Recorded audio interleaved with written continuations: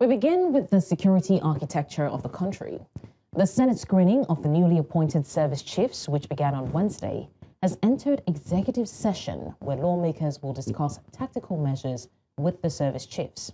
The nominees under consideration are Chief of Defense Staff Olufemi Oluyede, a general, Chief of Army Staff Waidi Shaibu, a major general, Chief of Air Staff Sunday Aneke, an Air Vice Marshal, and the Chief of Naval Staff Idi Abbas, a Rear Admiral.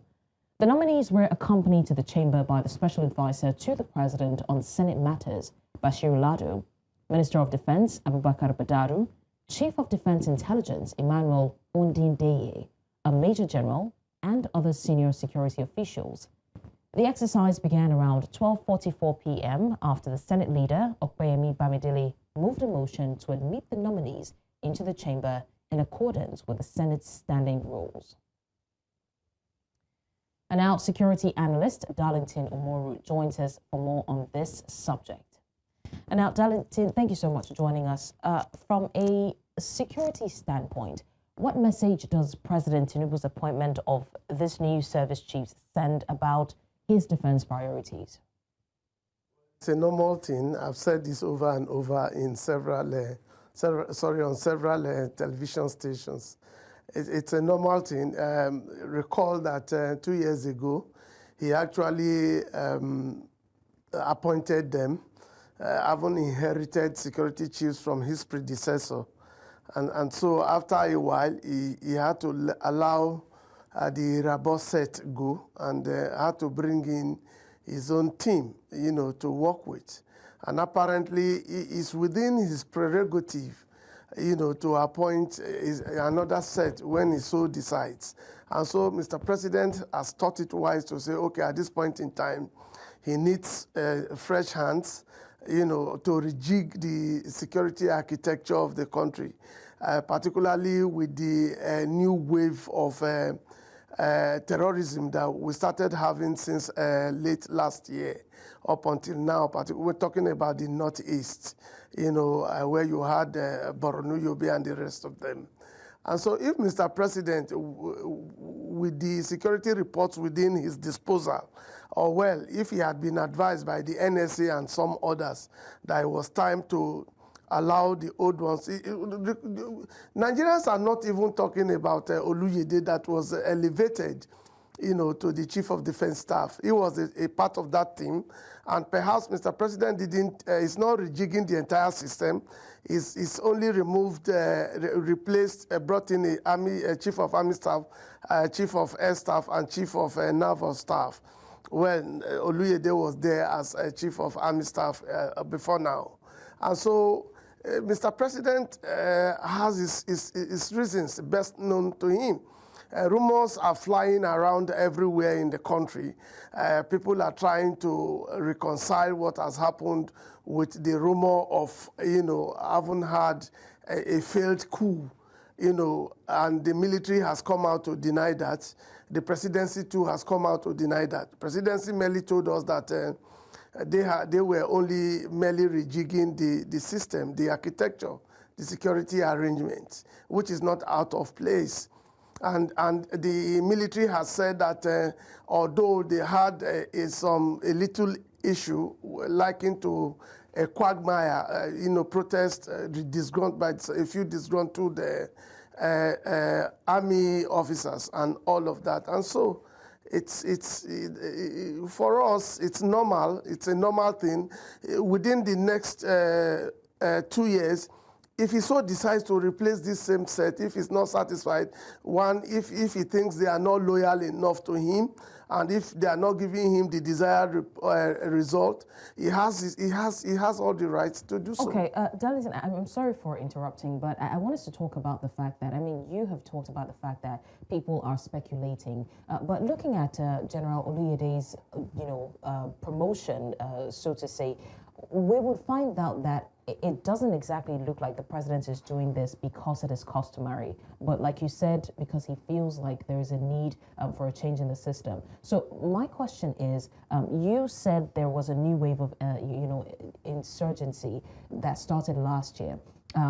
Is this going to impact the ongoing counter-insurgency and anti-banditry operations? Because we've had some of them across the country. Is this going to affect that in a positive light, and how? Well, hopefully, apparently, Mr. President is also not oblivious of the fact that all of this have happened, and then there's this outcry, particularly in the Northeast. Banditry has been quiet a bit, particularly when Katsina had gone into some non-kinetic approach with some of the bandits. Recently, you saw the meeting they had in Katsina State to Georgia with these bandits to see how they could cease fire and then allow the people to breathe, give some breather to the people, which we are currently experiencing in the Northwest, particularly between Kaduna and Katsina. But for the Northeast, yes, we hope. Mr. President is also hoping that, recall that he had a meeting with this new team yesterday, I guess it was yesterday or the day before, where he had a Georgia with them. Apparently, he would have been telling them what is expected of them, what the game plan should be, and then what the success story should be, and then to meet up with what Nigerians are expecting to hear. And then, of course, to see how farmers can return to farm in some of these places without being killed. Of course, you know that about a couple of days back, we saw a huge achievement by the military over terrorists, where they had over 80 of them gone down, even though they had carried out some activities. These are, like I said also, these persons that have come now, these other three, not Oluyede, who has been a part of the system, now to head that system, well, is not entirely heading the system because you have the Minister of Defense there. Now, he has been a part of the system, and so what is new that he will be telling these other service chiefs that will be working with him in tandem with trying to achieve what Mr. President's focus is on? I'm glad that you brought about that, the novelty of the situation, whether or not there's a novelty, because service chiefs have come, service chiefs have gone, and some would even say that Nigeria's security architecture has gotten progressively worse. So you were on that trajectory, but I just want you to focus on but on I'll that. disagree with that. Okay, so what qualities or strategies will this new service chiefs bring or prioritize? Or are you disagreeing about the fact that there are speculations that the security architecture is progressively worse? Yes, I'm disagreeing with that because you have for you to tell me that you give me the data. I want us to look at in between when this administration came on board, the 2 years that these persons had worked, well, they inherited the Irabo from the Irabo team. If you go look at the data, how many persons have been killed, how many times we have had bombings, and juxtapose that with what we had before they took over the reign of security, conquering security. So it is only when you are able to tell me that from the data, that all of this, what we had while they were in service is more than what we had before they came on board. So, now, I told you recently, don't forget, in one of the things I said, I said, look at, I took you down to Northwest, where we had banditry. I told you about Kaduna and Katsina, Zamfara. Zamfara is the headquarters of banditry. We all know that. But the much damage was done, particularly in Kaduna and Katsina. And I told you that there has been some relative quiet because of the non-kinetic approach that they had adopted. And then they've been relating with these persons, trying to see how they can cease fire. I said that, and now. And then for some time, take that to what it used to be, where virtually on every day, where the Abuja-Kaduna corridor was not passable at a point in time. So I can understand your point, and I genuinely appreciate you bringing this up, but I also want us to look at what is relatively applicable, because it's easy to say that we're going to use data from years back and data from now. If you look at the past 2-3 years, we've talked more about kidnapping, insurgency. I lost a cousin to the Abuja-Kaduna incident 2 years ago. So I mean, that was the Irabo era. That was the Irabo era. Yes, we've talked more about even armed robbery. An incident happened recently where a whole compound was robbed, and unfortunately, a media personality was killed. So relative to what the people are seeing, yes, it's okay to say that we can compare data from the Irabo era to this administration, and it's okay to say that some baggages were inherited by the past administration, but it doesn't change the fact that we still talk about banditry, armed robbery, kidnapping, and not even in the north anymore. It's now across board. So I want us to pause on that. We have Sagir Ibrahim at the National Assembly. I want him to give us updates on what's happening there, and then we can continue with the conversation. Sagir Ibrahim, what's the updates where you are?